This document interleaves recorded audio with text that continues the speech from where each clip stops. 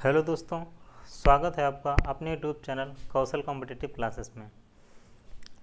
तो आज आपका जो हिस्ट्री का चैप्टर है वो है सिंधु घाटी सभ्यता या हड़प्पा सभ्यता। काफ़ी लंबा टॉपिक है, तो चलिए देखते हैं। देखिए, सिंधु घाटी सभ्यता दयाराम साहनी और अखिलदास बनर्जी के द्वारा हड़प्पा और मोहनजोदाड़ो के स्थलों की खोज में जो पुरातत्व वस्तुओं की खोज करके इन लोगों ने सिद्ध कर दिया कि ये दोनों नगर 640 किलोमीटर की दूरी पर, एक दूसरे से 640 किलोमीटर की दूरी पर स्थित एक ही सभ्यता के केंद्र हैं। पिगटे मौदे ने इन्हें एक दूसरे के प्रांतों की राजधानियाँ का, एक दूसरे ये हड़प्पा और मोहनजोदाड़ो को, ठीक है, विस्तृत साम्राज्य की राजधानियाँ कहा है। अखिलदास बनर्जी और दयाराम साहनी के पश्चात जॉन मार्शल और माधवराव के द्वारा मोहनजोदाड़ो और हड़प्पा में कई वर्षों तक इन लोगों ने उत्खनन कार्य किया। इसीलिए इस सभ्यता को हड़प्पा सभ्यता या इसी के स्थल हड़प्पा के नाम पर हड़प्पा सभ्यता कहा गया है। इसकी जो डेट है उसमें विद्वानों में बहुत मतभेद है। जो पुरातत्व शास्त्री हैं उन लोगों में इसमें आपस में मतभेद बहुत हैं। जैसे कार्बन डेटिंग द्वारा जो सर्वाधिक मान देती है रेडियो कार्बन डेटिंग द्वारा है। इसका काल 2350 ईसा पूर्व से 1750 ईसा पूर्व निश्चित किया गया है। तो रेडियो कार्बन डेटिंग का जो काल निर्धारित किया गया है 2350 ईसा पूर्व से 1750 ईसा पूर्व तय किया गया है। यही तिथि आपकी सर्वाधिक मान्य तिथि है। इसके बाद आपका आता है व्हीलर ने जो इस तिथि का निर्धारण किया है वो 2500 ईसा पूर्व से 1500 ईसा पूर्व किया है। डीपी अग्रवाल ने जो इसका निर्धारण किया है वो 2300 ईसा पूर्व से 1700 ईसा पूर्व किया है। जॉन मार्शल द्वारा जो स्थिति का निर्धारण किया गया है वो 3250 ईसा पूर्व से 2700 ईसा पूर्व तक किया गया है। अब देखिए, हड़प्पा सभ्यता की जो सर्वप्रथम जानकारी, ठीक है, वो हमको चार्ल्स मैनसन ने दी थी। हड़प्पा सभ्यता की सर्वप्रथम जानकारी चार्ल्स मैनसन द्वारा दी गई थी।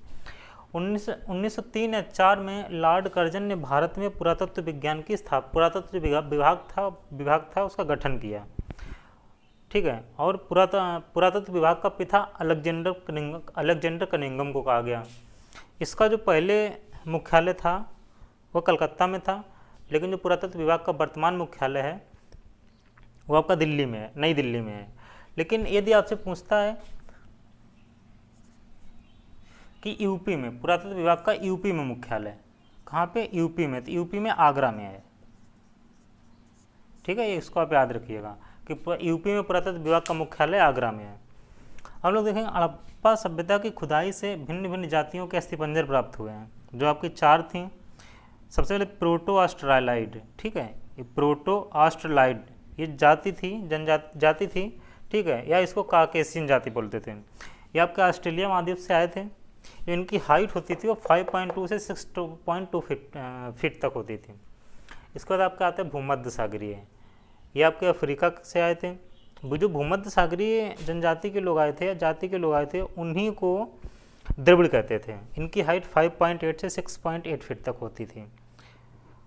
मोहनजोदाड़ो में सर्वाधिक भूमध्य सागरीय लोग ही पाए गए, मतलब जिस जाति के लोग पाए गए भूमध्य सागरीय ही थे।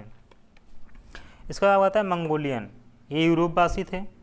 इनकी हाइट 5.5 से 6.5 फीट तक होती थी। इसके बाद आपका आता है अल्पाइन, ये लोग जापान से थे। जापान, इनकी जो हाइट होती थी वो 4 से 5 फीट तक होती थी, ठीक है। अब हम लोग देखेंगे कि हड़प्पा सभ्यता के उत्तर में कौन सा नगर था, दक्षिण में कौन सा नगर था, है ना। तो चलिए देखते हैं। ये आपका अष्टक बना रखा है, इसमें ये उत्तर है, ये दक्षिण है, ये पूरब और ये पश्चिम है।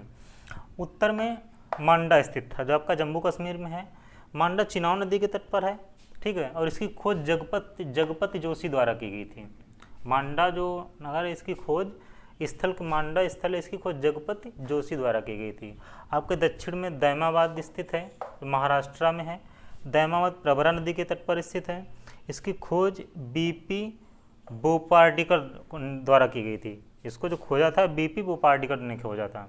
इसके बाद आपका पूर्व में आलमगीरपुर है, ये यूपी में है। ये हिंडन नदी के तट पर स्थित है और इसकी खोज जगदत्त शर्मा द्वारा की गई थी।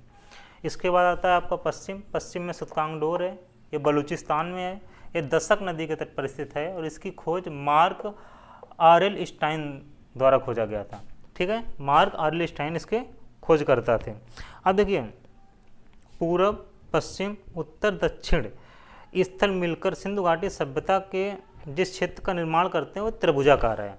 ठीक है, पूरब पश्चिम उत्तर तथा दक्षिण स्थल मिलकर सिंधु घाटी सभ्यता का क्षेत्र जो क्षेत्र का आकार निश्चित करते हैं वह आपका कैसा है, त्रिभुजाकार है। वह आपका कैसा है, त्रिभुजाकार है। तो चलिए अब हम लोग देखते हैं हड़प्पा नगरीय सभ्यता। देखिए हड़प्पा सभ्यता एक नगरीय सभ्यता थी। हड़प्पा सभ्यता एक नगरीय सभ्यता थी। हड़प्पा सभ्यता के मकान पक्की ईंटों के बने थे, लेकिन कालीबंगा के मकान कच्ची ईंटों से निर्मित थे। हड़प्पा सभ्यता के मकान पक्की ईंटों से बने थे, लेकिन कालीबंगा के मकान कच्ची ईंटों से बने थे।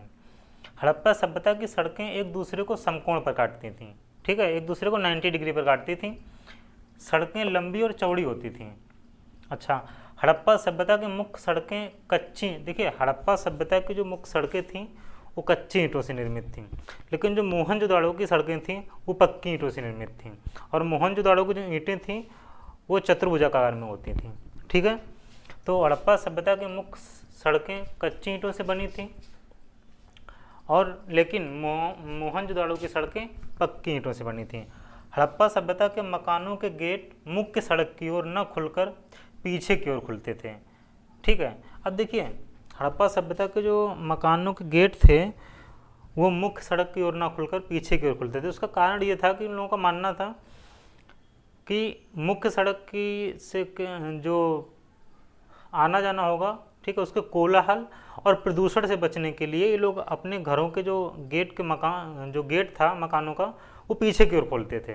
ठीक है, कोलाहल और प्रदूषण से बचने के कारण ये लोग अपने घरों के मकानों का गेट पीछे की ओर खोलते। हड़प्पा सभ्यता के मकानों के गेट मुख्य सड़क की ओर न खुलकर पीछे की ओर खुलते थे, लेकिन लोथल के दरवाजे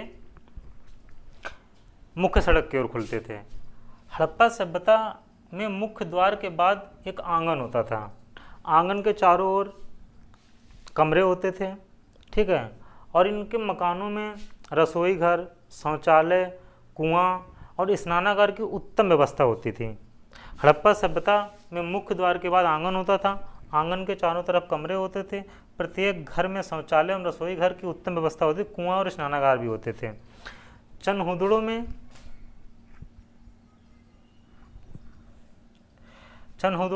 मकान बक्राकार ईंटों के पाए गए हैं। चनहुदड़ों में मकान बक्राकार ईंटों के पाए गए हैं। अब देखिए मकानों की जो छोटी छोटी नालियाँ होती थी इन नगरों में नालियों की उत्तम व्यवस्था की गई थी। ठीक है, और हड़प्पा सभ्यता में साफ सफाई का बहुत ज़्यादा ही ख्याल रखा गया था। ठीक है, तो मकानों की छोटी छोटी नालियाँ आपस में जुड़कर एक बड़ी नाली से मिलती थी, जो गांव के बाहर जाकर एक गड्ढे में गिरती थी। हड़प्पा सभ्यता नगरीय प्रणाली से ज़्यादा जल निकासन प्रणाली के लिए प्रसिद्ध थी। ठीक है, हड़प्पा सभ्यता का नगर निवेश दुर्गीकृत था, लेकिन चनहुदड़ों की व्यवस्था दुर्गीकृत नहीं थी। हड़प्पा सभ्यता का जो नगर निवेश था वो दुर्गीकृत होता है। दुर्गीकृत का मतलब होता है कि किसी भी गांव के चारों तरफ दुर्ग का निर्माण कर देना या उस गांव के चारों तरफ दीवार खड़ी कर देना। ठीक है, उस दुर्ग। तो हड़प्पा सभ्यता का नगर निवेश दुर्गीकृत था, लेकिन चनहुदड़ों की व्यवस्था दुर्गीकृत नहीं थी। कालीबंगा का पूर्वी और पश्चिमी हिस्सा दुर्गीकृत था। ठीक है, लोथल और सुरकोटदा एक ही प्रकार के रक्षा प्राचीरों से घिरे थे, और लोथल और सुरकोटदा ये आपके बंदरगाह हैं। तो चलिए आज इतना ही रखते हैं, बाकी नेक्स्ट लेक्चर में देखेंगे। क्लास पसंद आई है तो सब्सक्राइब करें, शेयर करें और कमेंट करके बताएं कि क्लास कैसी लगी है। तो कल मिलते हैं। जय हिंद, जय भारत।